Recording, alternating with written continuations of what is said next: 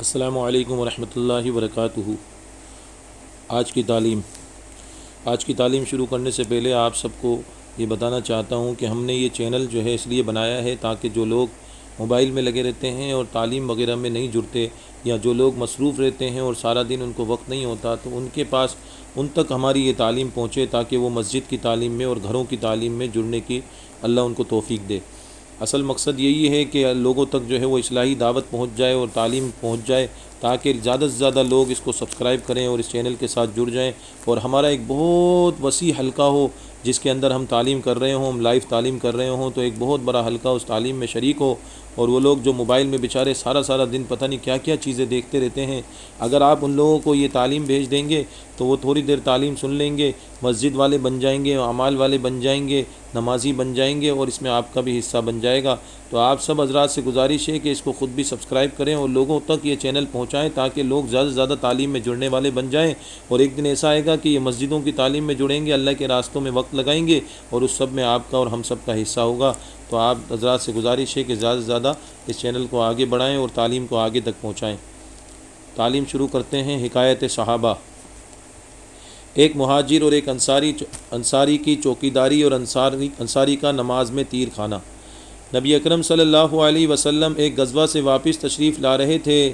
شب کو ایک جگہ قیام فرمایا اور ارشاد فرمایا کہ آج شب کو حفاظت اور چوکیدارہ کون کرے گا؟ ایک مہاجر اور ایک انصاری صحابی رضی اللہ عنہ حضرت عمار بن یاسر اور حضرت عبادہ بن بشر رضی اللہ عنہ نے عرض کیا کہ ہم دونوں کریں گے۔ حضور صلی اللہ علیہ وسلم نے ایک پہاڑی جہاں سے دشمن کے آنے کا راستہ ہو سکتا تھا بتا دی کہ اس پر دونوں قیام کرو۔ دونوں حضرات وہاں تشریف لے گئے۔ وہاں جا کر انصاری نے مہاجر صحابی سے کہا کہ رات کو 2 حصوں میں منقسم کر کے ایک حصہ میں آپ سو رہیں، میں جاگتا رہوں، دوسرے حصے میں آپ جاگیں، میں سوتا رہوں، کہ دونوں کے تمام رات جاگنے میں یہ بھی احتمال ہے کہ کسی وقت نیند کا غلبہ ہو جائے اور دونوں کی آنکھ لگ جائے۔ اگر کوئی خطرہ جاگنے والے کو محسوس ہو تو اپنے ساتھی کو بھی جگا لے۔ رات کا پہلا آدھا حصہ انصاری کے جاگنے کا قرار پایا اور مہاجر سو گئے۔ انصاری نے نماز کی نیت باندھ لی۔ دشمن کی جانب سے ایک شخص آیا اور دور سے کھڑے ہوئے شخص کو دیکھ کر تیر مارا، اور جب کوئی حرکت نہ ہوئی تو دوسرا پھر اسی طرح تیسرا تیر مارا، اور ہر تیر ان کے بدن میں گھستا رہا اور یہ ہاتھ سے اس کو بدن سے نکال کر پھینکتے رہے۔ اس کے بعد اطمینان سے رکوع کیا، سجدہ کیا، نماز پوری کر کے اپنے ساتھی کو جگایا۔ وہ تو ایک کی جگہ دو کو دیکھ کر بھاگ گیا کہ نامعلوم کتنے ہوں، مگر ساتھی نے جب اٹھ کر دیکھا تو انصاری کے بدن سے 3 جگہ سے خون ہی خون بہہ رہا تھا۔ مہاجری نے فرمایا سبحان اللہ، تم نے مجھے شروع ہی میں نہ جگا لیا۔ انصاری نے فرمایا میں نے ایک سورہ کہف شروع کر رکھی تھی، میرا دل نہ چاہا کہ اس کو ختم کرنے سے پہلے رکوع کروں۔ اب بھی مجھے اس کا اندیشہ ہوا کہ ایسا نہ ہو کہ میں بار بار تیر لگنے سے مر جاؤں، اور حضور صلی اللہ علیہ وسلم نے جو حفاظت کی خدمت سپرد کر رکھی ہے وہ فوت ہو جائے۔ اگر مجھے یہ اندیشہ نہ ہوتا تو میں مر جاتا، مگر سورت ختم کرنے سے پہلے رکوع نہ کرتا۔ فائدے میں شیخ الحدیث رحمۃ اللہ علیہ لکھتے ہیں یہ 3 حضرات کی نماز اور اس کا شوق کہ تیر پر تیر کھائے جائیں اور خون ہی خون ہو جائے، مگر نماز کے لطف میں فرق نہ آئے۔ ایک ہماری نماز ہے، اگر مچھر بھی کاٹ لے تو نماز کا خیال جاتا رہے۔ بھیڑ کا تو پوچھنا ہی کیا۔ یہاں ایک فقہی مسئلہ بھی اختلافی ہے کہ خون نکلنے سے ہمارے امام یعنی امام اعظم کے نزدیک وضو ٹوٹ جاتا ہے، امام شافعی رحمہ اللہ کے نزدیک نہیں ٹوٹتا۔ ممکن ہے کہ ان صحابی کا مذہب بھی یہی ہو، یا اس وقت تک یہ اس مسئلے کی تحقیق نہ ہوئی ہو کہ حضور اکرم صلی اللہ علیہ وسلم اس مجلس میں تشریف فرما نہ تھے، یا اس وقت تک یہ حکم ہوا ہی نہ ہو۔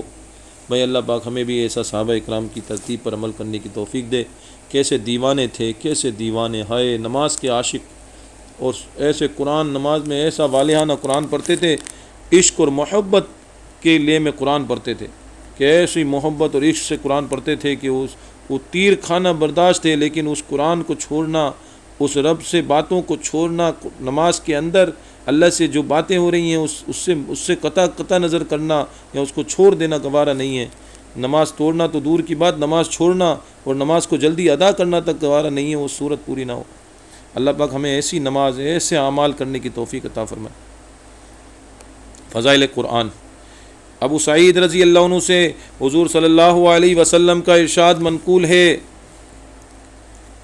کہ حق سبحانہ و تقدس کا یہ فرمان ہے کہ جس شخص کو قرآن شریف کی مشغولی کی وجہ سے ذکر کرنے اور دعائیں مانگنے کی فرصت نہیں ملتی، میں اس کو سب دعائیں مانگنے والوں سے زیادہ عطا کرتا ہوں، اور اللہ تعالی شانہ کے کلام کو سب کلاموں پر ایسی ہی فضیلت ہے جیسی کہ خود حق تعالی شانہ کو تمام مخلوق پر۔ حضرت عبد الرحمن بن عوف رضی اللہ عنہ حضور اقدس صلی اللہ علیہ وسلم سے نقل کرتے ہیں کہ 3 چیزیں قیامت کے دن عرش کے نیچے ہوں گی، ایک کلام پاک کے جھگڑے گا بندوں سے، قرآن پاک کے لیے ظاہر ہے اور باطن، دوسری چیز امانت ہے، اور تیسری رشتہ داری جو پکارے گی کہ جس شخص نے مجھ کو جوڑا اللہ اس کو اپنی رحمت سے ملا دے، اور جس نے مجھ کو توڑا اللہ اپنی رحمت سے اس کو جدا کرے۔ ان چیزوں کے عرش کے نیچے ہونے سے مقصود ان کا کمال قرب ہے، یعنی حق سبحانہ و تقدس کے عالی دربار میں بہت ہی قریب ہوں گی۔ کلام اللہ شریف کے جھگڑنے کا مطلب یہ ہے کہ جن لوگوں نے اس کی رعایت کی، اس کا حق ادا کیا، اس پر عمل کیا، ان کی طرف سے دربار حق سبحانہ میں جھگڑے گا اور شفاعت کرے گا، ان کے درجے کو بلند کرائے گا۔ ملا علی قاری رحمۃ اللہ علیہ نے بروایت ترمذی نقل کیا ہے کہ قرآن شریف بارگاہ الہی میں عرض کرے گا کہ اس کو جوڑا مرحمت فرمائیں، تو حق تعالی شانہ کرامت کا تاج مرحمت فرما دیں گے۔ پھر وہ زیادتی کی درخواست کرے گا تو حق شانہ اکرام کا پورا جوڑا مرحمت فرما دیں گے۔ پھر وہ درخواست کرے گا یا اللہ آپ اس شخص سے راضی ہو جائیں، تو حق سبحانہ و تقدس اس سے رضا کا اظہار فرماویں گے۔ اور جب کہ دنیا میں محبوب کی رضا سے بڑھ کر کوئی بھی بڑی نعمت نہیں ہوتی، تو آخرت میں محبوب کی رضا کا مقابلہ کون سی نعمت کر سکتی ہے؟ اور جن لوگوں نے اس کی حق تلفی کی ہے ان سے اس بارے میں مطالبہ کرے گا کہ میری کیا رعایت کی، میرا کیا حق ادا کیا۔ شرح احیاء میں امام صاحب رحمۃ اللہ علیہ سے نقل کیا ہے کہ سال میں 2 مرتبہ ختم قرآن شریف کا حق ہے، ختم قرآن شریف کا حق ہے، یعنی قرآن شریف کا ختم کرنا یہ قرآن شریف کا حق ہے، سال میں 2 دفعہ۔ اللہ پاک ہمیں بھی جو ہے وہ روزانہ تلاوت کرنے کی توفیق عطا فرمائے اور قرآن شریف کا حق ادا کرنے کی توفیق عطا فرمائے۔ خود بھی تلاوت کریں، گھر میں اپنے گھر والوں کو تلاوت میں لگائیں۔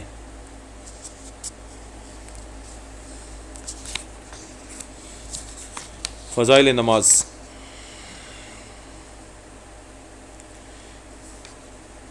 خشوع و خضوع کے بیان میں بہت سے لوگ ایسے ہیں جو نماز پڑھتے ہیں، اور ان میں بہت سے ایسے بھی ہیں جو جماعت کا بھی اہتمام فرماتے ہیں، لیکن اس کے باوجود ایسی بری طرح پڑھتے ہیں کہ وہ نماز بجائے اس کے ثواب و اجر کا سبب ہو ناقص ہونے کی وجہ سے پر مار دی جاتی ہے۔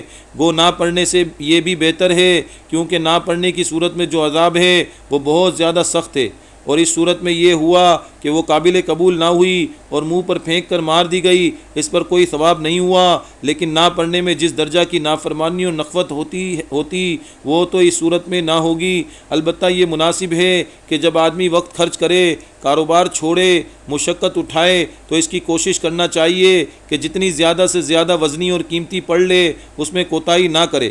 حق تعالی شانہ کا ارشاد ہے، وہ قربانی کے بارے میں ہے، مگر احکام تو سارے ایک ہی ہیں۔ فرماتے ہیں آیت ہے جس کا ترجمہ ہے، نہ تو حق تعالی شانہ کے پاس ان کا گوشت پہنچتا ہے نہ ان کا خون، بلکہ اس کے پاس تو تمہارا تقوی اور اخلاص پہنچتا ہے۔ پس جس درجہ کا اخلاص ہوگا اسی درجے کی مقبولیت ہوگی۔ حضرت معاذ رضی اللہ عنہ ارشاد فرماتے ہیں کہ حضور صلی اللہ علیہ وسلم نے جب مجھے یمن کو بھیجا تو میں نے آخری وصیت کی درخواست کی۔ حضور صلی اللہ علیہ وسلم نے ارشاد فرمایا کہ دین کے ہر کام میں اخلاص کا اہتمام کرنا، کہ اخلاص سے توڑا عمل بھی بہت کچھ ہے۔ اللہ پاک ہمیں اخلاص سے نماز پڑھنے کی توفیق عطا فرمائے اور نماز کا پابند بنائے، ہمیں ہمارے بچوں کو نماز کا پابند بنائے۔ فضائل ذکر۔ حضرت ام ہانی رضی اللہ عنہ فرماتی ہیں کہ ایک مرتبہ حضور صلی اللہ علیہ وسلم تشریف لائے، میں نے عرض کیا یا رسول اللہ صلی اللہ علیہ وسلم میں بوری ہو گئی ہوں اور ضعیف ہوں، کوئی ایسا عمل بتا دیجئے کہ بیٹھے بیٹھے کرتی رہا کروں۔ حضور صلی اللہ علیہ وسلم نے فرمایا سبحان اللہ 100 مرتبہ پڑھا کرو، اس کا ثواب ایسا ہے کہ تم نے 100 غلام عرب آزاد کیے، اور الحمدللہ 100 مرتبہ پڑھا کرو، اس کا ثواب ایسا ہے گویا تم نے 100 گھوڑے معاذ سامان لگام وغیرہ جہاد میں سواری کے لیے دے دیے۔ اللہ اکبر 100 مرتبہ پڑھا کرو، یہ ایسا ہے گویا تم نے 100 اونٹ قربانی میں ذبح کیے اور وہ قبول ہو گئے۔ اور لا الہ الا اللہ 100 مرتبہ پڑھا کرو، اس کا ثواب تو تمام آسمان و زمین کے درمیان کو بھر دیتا ہے، اس سے بڑھ کر کسی کا کوئی عمل نہیں جو مقبول ہو۔ حضرت ابو رافع رضی اللہ عنہ کی بیوی حضرت سلمہ نے بھی حضور صلی اللہ علیہ وسلم سے عرض کیا مجھے کوئی وظیفہ مختصر سا بتا دیجئے، زیادہ لمبا نہ ہو۔ حضور صلی اللہ علیہ وسلم نے ارشاد فرمایا اللہ اکبر 10 مرتبہ پڑھا کرو۔ اللہ جل شانہ اس کے جواب میں فرماتے ہیں یہ میرے لیے ہے، اللہ 10 مرتبہ کہا کرو، اللہ تعالیٰ پھر یہی فرماتے ہیں کہ یہ میرے لیے ہے، پھر اللہم اغفر لی 10 مرتبہ پڑھا کرو، حق تعالیٰ شانہ فرماتے ہیں ہاں میں نے مغفرت کر دی، 10 مرتبہ تم اللہم اغفر لی کہو، 10 مرتبہ اللہ جل شانہ فرماتے ہیں میں نے مغفرت کر دی۔ اللہ پاک ہمیں کثرت سے ذکر کرنے والا بنائے، ذکر سے اللہ رب العزت کی خوشنودی، اللہ رب العزت کی رضا نصیب ہو جاتی ہے، اللہ کی معرفت نصیب ہو جاتی ہے۔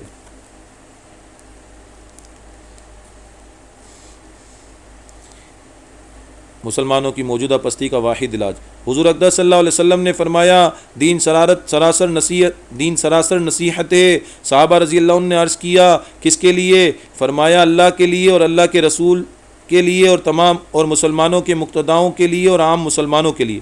اگر بفرض محال مان بھی لیا جائے کہ یہ علماء کا کام ہے، تب بھی اس وقت فضا زمانہ کا متقاضا یہی ہے کہ ہر شخص اس کام میں لگ جائے اور اعلاء کلمۃ اللہ اور حفاظت دین متین کے لیے کمر بستہ ہو جائے۔ بھائی اللہ پاک ہمیں جو ہے وہ دین پر عمل کرنے کی توفیق عطا فرمائے، خود بھی دین پر لگیں اور دوسروں کو دین پر لگائیں، اس کی دعوت کو عام کریں، لوگوں کے پاس جائیں، لوگوں کو جا کر دعوت دیں، یہی دعوت و تبلیغ کا مشن ہے، یہی دعوت و تبلیغ ہے۔ آگے اجتماع بھی آ رہا ہے، اس کی تیاریاں کریں، اپنی مسجدوں کی تعلیم میں جڑیں، گھروں کی تعلیم کو زندہ کریں اور اپنے آپ کو اللہ کے ساتھ جوڑیں، لوگوں کو اللہ کے ساتھ جوڑیں۔ جو لوگ اللہ سے غافل ہو چکے ہیں، مساجد سے غافل ہو چکے ہیں، ان کو مساجد کے ساتھ جوڑ دیں، جو اللہ سے غافل ہو چکے ہیں، نمازوں سے غافل ہو چکے ہیں، ان کو نمازوں پہ لگا دیں، اپنے گھر والوں پہ محنت کریں، اپنے رشتہ داروں پہ محنت کریں، اپنے محلے والوں پہ محنت کریں، یہی ہمارا کام ہے۔ اللہ رب العزت نے ہمیں اسی کام کے لیے بھیجا ہے کہ ہم بس اچھے کام کریں اور اچھے کاموں کا حکم کریں اور لوگوں کو برائی سے نکال کر اچھائی کی طرف لگائیں۔ آپ سب سے درخواست ہے کہ خود بھی اچھے کام کریں، لوگوں کو اچھائی کی طرف بلائیں۔ وآخر دعوانا الحمد للہ رب العالمین۔